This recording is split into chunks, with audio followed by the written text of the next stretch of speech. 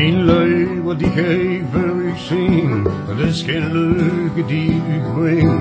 Maar hoe gebeurt hij in mijn streek, met veerbroodpoters zonder leeg. Nog in de berg langs de Maas, toen het 1640 was.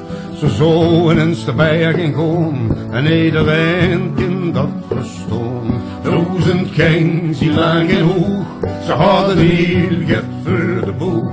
Ze hadden een broodje touw bij zich, een keers die eten vergeliefd.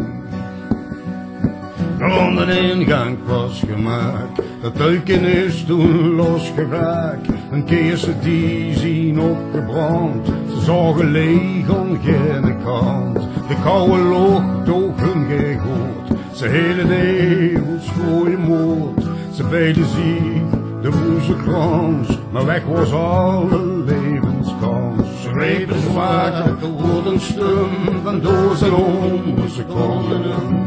Ze lagen daar in het open graaf, ze worden stief in een staaf.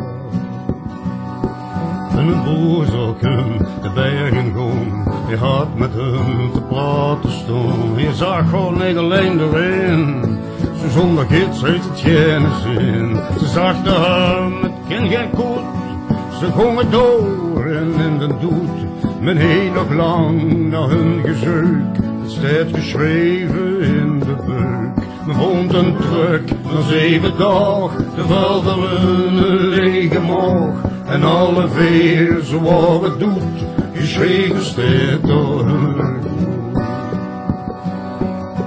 Geschreven met zo'n zwakke hand, met houtskool aan de hele wand.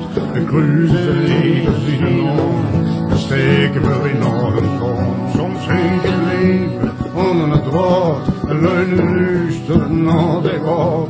En ieder kind hun best bestond, niet alleen de berg in te gaan. Soms in het leven onder het draad, en leunen luisteren naar de raad. En ieder kind hun best bestond, niet alleen de berg in te gaan.